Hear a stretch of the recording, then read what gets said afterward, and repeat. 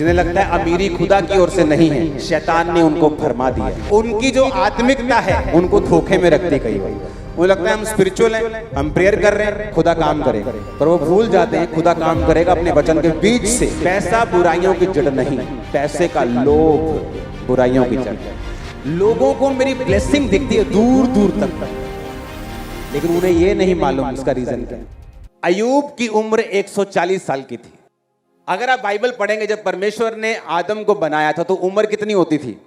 969 साल, 972 साल। तो परमेश्वर ने कहा इतनी लंबी उम्र, तो मर जाएगा इंसान पाप में ही। कितनी बार पता नहीं, 969 बार, ये तो 9000 बार तौबा कर लेगा इतनी बार में। तो इसकी उम्र छोटी करो, तो उम्र कितनी कर दी गई? 120 साल।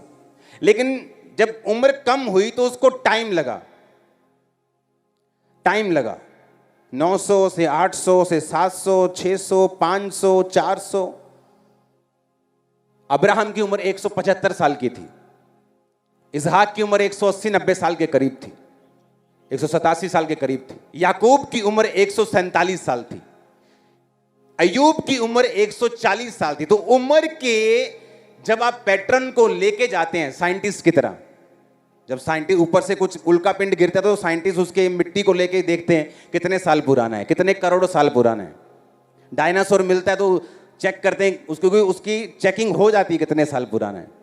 99%, 90% बोल सकते हो। अय्यूब की मैंने चेकिंग की तो अय्यूब पुराना है याकूब के जमाने का।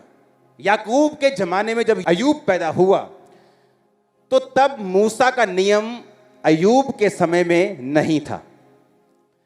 कुछ भी पाप, लिखित पाप नहीं था कि ये पाप है और ये नहीं है, ये अधार्मिकता है और ये धार्मिकता है, ऐसा नहीं था। मूसा के टाइम में बाइबल आई ना, तुम ये ना करना, वो ना करना, उससे पहले कुछ नहीं था। अब अय्यूब जो था वो याकूब, अब्राहम, इसहाक, याकूब, वो वाला याकूब उस जमाने का था। वो कोई व्यवस्था नहीं थी, लिखित नियम नहीं था। लेकिन अगर आप अय्यूब की पुस्तक को पढ़ेंगे तो वो उन सारी चीजों को करता था जो करनी चाहिए थी।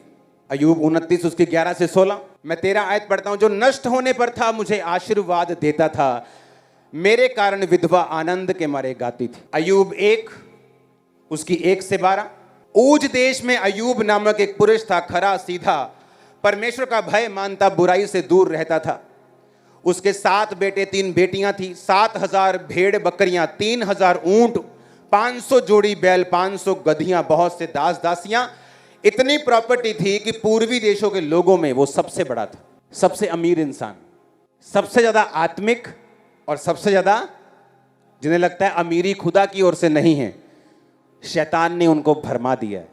इसीलिए आज अविश्वासी, अगर आप दुनिया घूमें, गवर्नमेंट्स में जा रहे हैं जो उनका जद्दी पुश्ती देश नहीं है, क्योंकि वो पैसे की पावर पे बिलीव करते हैं। और हमारे क्रिश्चियंस पीछे हैं क्योंकि बाइबल पे बिलीव नहीं करते। लिखा ऊज देश में सबसे बड़ा, और क्या बोलते यहोवा परमेश्वर शैतान को, कहते इसके जैसा खरा धरती पे कोई भी नहीं।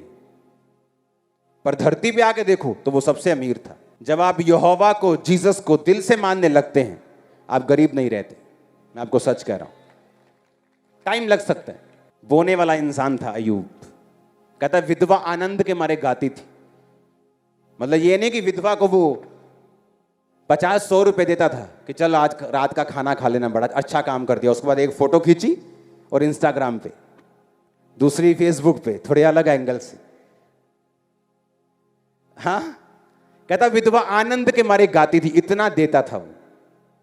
तुम बोओगे काटोगे, बोया नहीं तो काटा नहीं। इसलिए शैतान चाहता आपको आत्मिक रूप से करप्ट करे। पैसा बुराइयों की जड़ नहीं, पैसे का लोभ बुराइयों की जड़। जब पैसे के लोभ के कारण तुम मारने लग जाओ, कब्जे करने लग जाओ, झूठ बोलने लग जाओ, चोरी करने लग जाओ, मक्कारी करने लग जाओ, तब तुम पापी हो। इसलिए आज जब धर्मी के हाथ में पैसा आता है तो रिजल्ट आपको नजर आ रहा होगा। इसलिए वो धर्मियों को गरीब रखना चाहता है। आपको मालूम, जितने लोग प्रेयर वॉरियर्स होते हैं, जेन्युइन प्रेयर वॉरियर्स जो प्रार्थना करते हैं, शैतान हिला देते हैं, मोस्टली गरीब मिलेंगे आपको। पता है क्यों? उन्हें लगता है सब चीजें प्रेयर से हो जाएंगी, हमारी बरकत भी आ जाएगी। बरकत प्रेयर से नहीं, बरकत बोने से आती है। और उनकी जो आत्मिकता है, जेन्युइन आत्मिकता, उनको धोखे में रखती है कई बार। उन्हें लगता है हम स्पिरिचुअल हैं, हम प्रेयर कर रहे हैं, खुदा काम करेगा। पर वो भूल जाते हैं खुदा काम करेगा अपने वचन के बीच से। दिया करो तो तुम्हें भी, इसलिए वो धोखा खाते हैं। इसलिए जो लोग प्रेयर में फास्ट हैं और बोने में फास्ट हैं, वो कभी धोखा नहीं खाते। मेरे को बोने का इतना ज्यादा क्रेज था और है। मान लो मेरे पास्टर ने कुछ मुझसे मंगवाया ना, मान लो फोन पे कुछ बोला, अच्छा ये ना बाजार से ये बॉटल लेके आना, हाँ ये शैम्पू की बॉटल लेके आना, या कुछ ऐसा मेरे घर से मंगवा लिया, तो मैं अकेली बॉटल नहीं भेजता था, उसमें 1 लाख रुपए डाल के भेजता था। मैं सच कह रहा हूं। मेरे को लगता है यार अकेली बोतल भेजूंगा यार, मुझे अंदर से ऐसा लगता है क्या गलत कर रहा हूं, अकेली बोतल कैसे भेज सकता हूं। लोगों को मेरी ब्लेसिंग दिखती है दूर दूर तक, लेकिन उन्हें यह नहीं मालूम इसका रीजन क्या है। उन्होंने कुछ नहीं कहा, कुछ बोने का नहीं बोला, कुछ नहीं कहा। अगर गलती से भी मेरे को छुट्टा चाहिए और टाइट वाला जो बैग होता था उससे मैंने निकाल लिया, तो एक्स्ट्रा रखने पड़ते थे कि इसको हाथ कैसे लगाया, ले लो, और वो चुंगी पूरी लगती थी। हालेलुया। फॉरेन में रह के भी लोग गरीब हैं आज, अपना घर तक नहीं 20 साल हो चुके।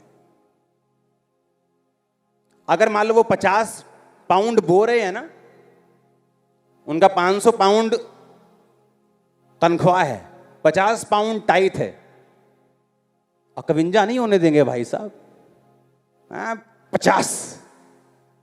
और चर्च में 50 पाउंड बोने के बाद सरकार के पास जाके बोलेंगे मैंने 50 पाउंड बोए हैं, मुझे रिबेट चाहिए, और 50% फिर रिबेट लेके 25 पाउंड अपने जेब में डाल देंगे। तुम चोर हो, क्योंकि वो 25 पाउंड जो तुम्हें सरकार से मिले हैं वो चर्च के हैं टेक्निकली। ऐसी इतनी गलतियां करते लोग अपने परिवार में, अपनी लाइफ में, अपनी जॉब में, अपनी स्पिरिचुअल लाइफ में, इसीलिए रिजल्ट नहीं है उनकी लाइफ में। इमेजिन करो अगर पुराने टाइम में मैं वैसे चलता था तो आज के टाइम में मैं कैसे चलता हूं। मैं आपको पुराना टाइम बता रहा हूं। ये रीजन है, आप एक स्पिरिचुअल तरीके से चलते हैं, आप सेम नहीं रहते। आमीन। ऊंचा ये बरकत आपकी है। आप सभी को जय मसीह की दोस्तों, मेरा नाम है रोहित कुमार। आप देख रहे हैं सच्ची और भक्ति चैनल में। आप सभी का स्वागत करता हूं। दोस्तों, आप सभी लोगों के बीच में लेके आ चुका हूं अंकुर नरूला जी की वीडियोस। अंकुर नरूला जी की ये प्रार्थना आप लोग लगातार सुनो दोस्तों।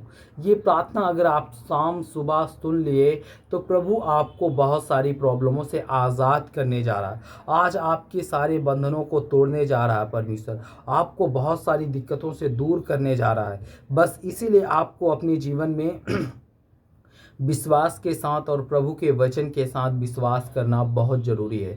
और ये प्रार्थना सुनने के बाद आपको आज़ाद कर देगा, आपके सारे बंधनों को तोड़ देगा, आपके सारे बंधनों को आज़ाद कर देगा और आपको बहुत सारी समस्याओं से बचाएगा।